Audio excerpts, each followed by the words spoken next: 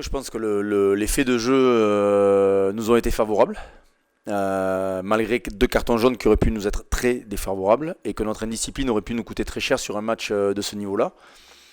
On va jouer dans un contexte très particulier, donc il faudra redoubler de, de- de concentration dans toutes les zones d'affrontement, de plaquage et de ce fameux jeu déloyal qui peut être pointé du doigt. Donc oui, pour pas qu'il y ait de fait de jeu défavorable, il faudra être, je pense, encore plus concentré que ce que l'on a été ce week-end et puis peut-être utiliser un peu mieux les munitions qui ont été les nôtres.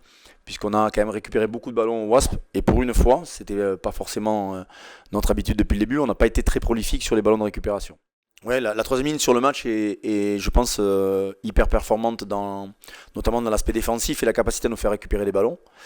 Elle est assez complémentaire et c'est peut-être le secteur de notre effectif où il y a le plus de concurrence, où il y a le plus d'émulation. Et c'est vrai que sur ce match-là, cette troisième ligne-là a été plutôt efficace. Donc la complémentarité en est quand même le point fort et la capacité surtout à s'adapter. Ces trois joueurs qui ont des qualités différentes, mais qui ont quand même ce point commun, cette grosse capacité à s'adapter de manière générale à ce que fait les uns, à ce que font les uns et les autres. Oui, fait, l'occasion est belle. On s'est donné l'occasion d'avoir une rencontre qui compte. Donc, en tout cas, on a essayé de la préparer de la meilleure des manières, avec toujours le souci des doubles confrontations qui restent des matchs assez particuliers. La double confrontation est toujours délicate dans le sens où des équipes peuvent présenter des visages différents au regard de leurs objectifs perso ou en tout cas liés à, au fonctionnement qu'ils peuvent avoir dans leur championnat. Donc on sait que c'est une équipe très joueuse qui va forcément encore forcer le trait si les conditions météo le permettent. Mais, euh, mais quand les équipes ont peut-être plus rien à jouer sur une compétition sur le plan comptable, c'est peut-être là qu'elles sont aussi très dangereuses. Donc nous, on a passé la semaine à nous taper dans le dos, à nous dire qu'on était très bons, et eux, on a dû leur taper sur la tête en leur disant qu'ils n'étaient pas très bons. Donc c'est jamais un contexte favorable à réaliser une performance sérieuse. Donc à nous de savoir raison garder. Voilà. Je crois que le Stade Toulousain essaye d'être le plus en phase avec ses qualités et avec sa philosophie générale. Je crois qu'on ne va pas se renier. On sait que même l'hiver arrivant et les conditions météo étant de plus en plus compliquées, on est axé sur un rugby qui se veut positif. Alors, le premier point positif, ça reste de s'adapter à l'adversaire et de s'adapter aux conditions. Ça reste l'essence même de notre sport et il nous faudra très certainement être très, très vigilant ce week-end pour pas tomber dans un rugby qui soit malheureusement pas le nôtre. Ouais, c'est les deux. Bah, après, on en a souvent parlé, sauf que quand les résultats n'étaient pas au rendez-vous, je sentais les petites allusions où la formation avait bon dos et qu'elle était peut-être pas forcément du niveau. Forcément, il faut travailler et continuer à les éprouver pour qu'ils grandissent.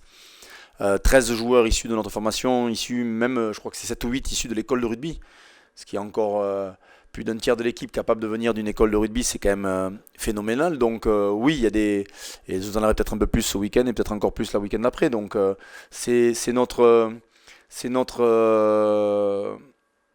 j'ai envie de dire notre ADN, même si parfois on a été obligé ou contraint de faire différemment. Il est clair que l'avantage d'avoir une grosse épine dorsale, on va dire, de notre formation, ça permet d'avoir un discours et un rugby qui est, on va dire, connu et ressenti par tous avec la même sensibilité. Et c'est hyper important parce que dans un rugby qui devient quand même très uniformisé, où tout le monde essaie à peu près de jouer pareil, je crois que c'est important de garder cette différence-là propre à notre club. On en a parlé il y a quelques semaines. Sofiane a passé 2 ans malheureusement où son corps l'a un petit peu trahi et lui a fait défaut. Aujourd'hui, qui retrouve une intégrité physique digne de ce nom, il existe comme le joueur qu'il était avant d'arriver au Stade Toulousain et au gré des blessures de notre effectif, il a eu un temps de jeu peut-être un peu plus important et ça lui a permis de saisir sa chance. C'est un garçon qui nous amène beaucoup d'enthousiasme, beaucoup d'intensité physique et qui en tout cas mérite ce qui lui arrive parce que c'est aussi important dans une carrière de savoir rebondir. Parfois c'est délicat, mais aujourd'hui Sofiane arrive à montrer le contraire. Continuer. Et puis Sofiane est un garçon qui a besoin de rythme. Tous les joueurs sont différents. Vous savez, on parle d'équilibre, du nombre de minutes jouées, du nombre d'expositions. Je pense que c'est une vraie connerie. Je pense que chaque profil est différent. Il y a des garçons qui sont pas en mesure d'enchaîner 4 matchs d'affilée parce que leur corps ne leur permet pas, leur fraîcheur mentale, leur capacité à répéter les efforts. Puis il y en a d'autres, plus ils jouent, plus ils sont bons.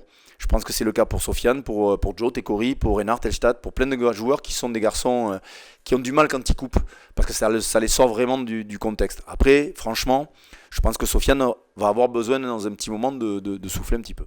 Ben, un, je pense qu'il s'est régénéré de manière un petit peu naturelle. Deux, il a été remarquable encore et c'est tellement.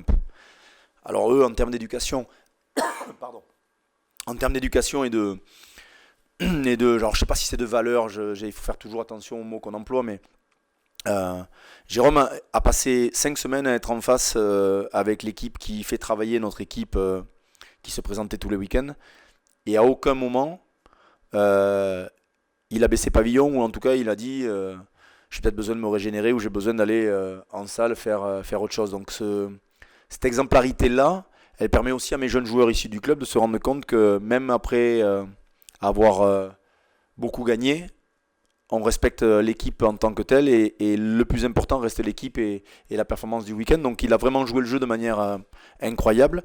Mais au-delà de jouer le jeu, c'est presque à se demander si c'est pas normal.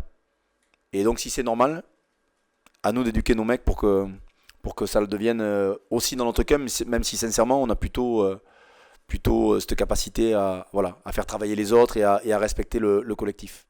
Le groupe s'enrichit de Cyril Bay qui va rentrer, de Flo Vera qui re-rentre, de Max Médard qui rentre dans le groupe, de Guillaume Marchand qui intègre le groupe. Alors ça pourrait être un long débat parce que ça nous a souvent été targué de consanguinité ou de manque d'ouverture. Forcément, quand ça marche, on le loue, et puis quand ça perd, on se dit il faudrait bien qu'ils aillent voir un peu ce qui se fait ailleurs. L'avantage qu'on a, c'est qu'on est nombreux à être partis et avoir pu voir ce qui se passait ailleurs. Je prends exemple le cas de Jérôme, d'Émile, de moi-même, de Régisson. On est nombreux à avoir eu des expériences ailleurs, ce qui nous a permis de nous nourrir de certaines choses, mais c'est vrai que la liberté de parole qu'on peut avoir entre nous permet peut-être d'aller plus vite dans la prise de décision. Parfois, je ne vous cache pas aussi que ça nous permet aussi d'avoir des discussions animées, puisque pour l'instant, elles sont sans filtre. Vu qu'on se connaît depuis qu'on est tout gamin, elles sont sans filtre et sans barrière, donc parfois elles vont peut-être un peu loin. Mais l'avantage qu'on a dans une famille comme la nôtre, sans faire de gros clichés, c'est qu'on a la faculté à se dire les choses pour faire avancer le club qui reste malgré tout l'intérêt commun. Donc après, c'est aussi générationnel et je crois beaucoup au phénomène de génération, que ce soit sur le terrain ou en dehors, dans la capacité à faire évoluer et avoir les mêmes besoins et les mêmes envies au même moment. Je crois que c'est hyper important.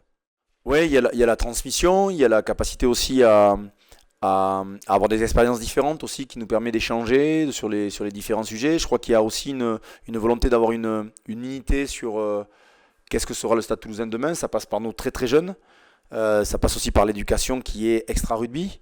Ça passe aussi par tout ce qui est mis en place autour de notre philosophie de jeu, mais aussi à terme de la sécurité de nos jeunes joueurs, à terme de l'état d'esprit et du comportement qu'on doit avoir sur et en dehors d'un terrain. Alors ça ne nous empêchera pas d'avoir des couacs et d'avoir des garçons qui sortent on va dire du cadre, mais l'intérêt c'est quand même d'avoir On sait que peu importe un gamin de 8 ans ou un garçon comme Joe Tekori de 35 ans, il peut croiser Jérôme Casalbou, Emilien Tamag, Michel Marfin ou Hugo Mola. Quand il parle de rugby, du Stade Toulousain, les mots sont peut-être pas les mêmes, mais l'idée on va dire, directrice sera toujours la même. Donc c'est ça qui fait peut-être un peu notre différence. Je ne sais pas si c'est notre force parce que, encore une fois, ça nous a été souvent targué ou souvent mis devant le nez comme étant plutôt une faiblesse, mais nous on le revendique et on est plutôt à l'aise avec notre famille, même si on a quelques cousins qui sont parfois un peu particuliers.